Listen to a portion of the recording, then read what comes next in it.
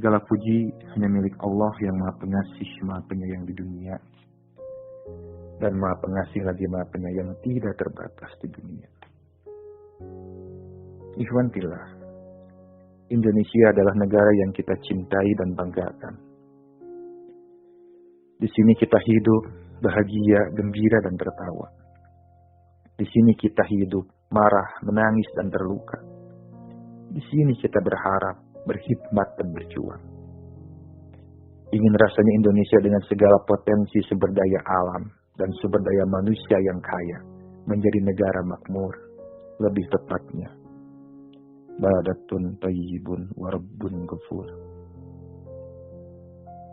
Adalah sebuah negara yang mengumpulkan kebaikan alam dan kebaikan perilaku penduduk. Lantas pertanyaannya, apakah sudah baik alam kita? Ditinjau dari sumber kekayaan alam yang melimpah, yang mungkin akan sangat panjang bila diuraikan. Indonesia adalah negara baik. Lantas pertanyaan selanjutnya, apakah perilaku penduduknya sudah baik? Wallahu a'lam, tapi yang jelas praktek ketidakadilan, sogok menyogok, berbagai kezaliman, kasus kriminal, hukum Allah diabaikan, pelecehan agama, memilih pemimpin seenaknya tanpa mempedulikan kriteria yang telah ditetapkan syariat. Tentunya perilaku penduduk Indonesia mendominasi buruk.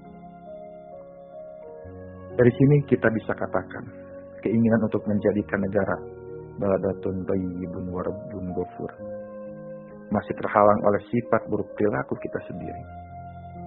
Salah satunya kita buruk dalam memilih pemimpin, tidak selektif, mengabaikan prinsip-prinsip kriteria yang telah ditetapkan Allah dan Rasul-Nya. Terjerat praktek manipulatif, sogok menyogok, apa-apa bertumbuh kepada materi, primordialisme, dan yang lainnya. Allah Subhanahu wa taala berfirman, A'udzubillahi minasyaitonirrajim. Wa kadzalika ba'dadz zalimina ba'dza bima kanu yaksibun. Dan demikianlah kami menjadikan sebagian orang-orang yang zalim itu menjadi pemimpin bagi sebagian yang lain, disebabkan apa yang mereka usahakan. Quran Surat Al-An'am ayat 129.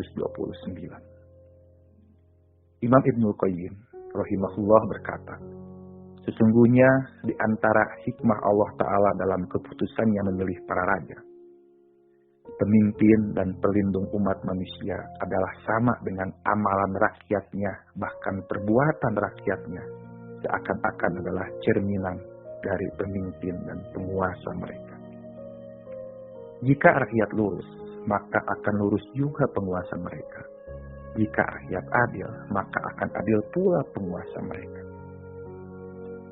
Namun jika rakyat berbuat zalim, maka penguasa mereka akan ikut berbuat zalim. Jika tampak tindak penipuan di tengah-tengah rakyat, maka demikian pula hal ini akan terjadi pada pemimpin mereka. Jika rakyat menolak hak-hak Allah dan enggan memenuhinya, maka para pemimpin juga enggan melaksanakan hak-hak rakyat dan enggan menerapkannya. Jika dalam muamalah rakyat mengambil sesuatu dari orang-orang lemah, maka pemimpin mereka akan mengambil hak yang bukan haknya dari rakyatnya, serta akan membebani mereka dengan tugas yang berat. Setiap yang rakyat ambil dari orang-orang lemah, maka akan diambil pula oleh pemimpin mereka dari mereka dengan paksa. Ikhwan fillah, apa yang kita tuai saat ini, itulah yang kita tanam di masa lampau. Kebodohan dalam berpolitik, seolah politik kotor, dibalas dengan sikap dalam berpolitik kita kotor. Politik tidak dianggap menjadi bagian ibadah, hingga kita memilih pemimpin tanpa menggunakan prinsip syariat. Yang penting ada uangnya, yang penting dijanjikan posisi, yang penting dijanjikan aset, yang penting sesuai, yang disukai tanpa peduli prinsip syariat. Bila seperti ini, itu paradigma berpolitiknya kita. Berdoa 24 jam setiap hari agar Indonesia menjadi negara Baldatun Thayyibun wa Rabbun Ghafur, tentu tidak akan tercapai. Di sini ada ikhtiar yang harus kita lakukan. Bukan menyalahkan pemimpin kita yang dianggap zalim, korup, tidak becus mengurus negara, aset dijual, digadaikan, dan yang lainnya. Toh itu adalah cerminan dari perilaku kita. Seandainya kita yang di sana, mungkin bisa jadi akan semakin lebih parah. Maka secepatnya kita harus merubah paradigma kita dalam memilih pemimpin. Memilih pemimpin itu ibadah yang bersifat muamalah. Sekali lagi, memilih pemimpin itu ibadah. Ada hal-hal yang harus kita perhatikan dalam memilih kriteria calon pemimpin. Bukan karena syahwat, firasat, atau hasrat, tetapi sesuai kriteria syariat. Pemimpin yang peduli dengan penegakan syariat, pribadinya taat, dan jijik melihat perbuatan maksiat. Seandainya calon-calon pemimpin yang telah ditetapkan tidak ada yang ideal, sesuai Al-Quran dan As-Sunnah. Sesuai Al-Quran dan As-Sunnah. Paling tidak, ya yang mendekati. Seandainya kemampuan dalam memahami pemimpin yang dikehendaki agama tidak kita pahami, maka tanyakanlah kepada ustadz yang dipercaya. Maka diskusilah dengan teman majelis. Ikhwan fillah, dengan kriteria syariat kita memilih agar pemimpin kita menegakkan syariat. Ikhlas dalam memilih agar kita mendapat pemimpin ikhlas. Tolaklah sogokan, bujuk rayuan yang diiming-imingkan agar pemimpin kita amanah.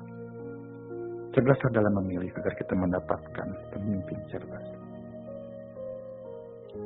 Sungguhnya lelahnya ketaatan akan hilang, sedangkan pahalanya akan tetap.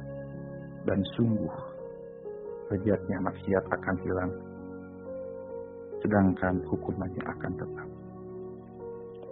Ya Allah, tunjukkanlah kepada kami kebenaran itu sebagai kebenaran, dan rizkikanlah kami untuk mengikutinya.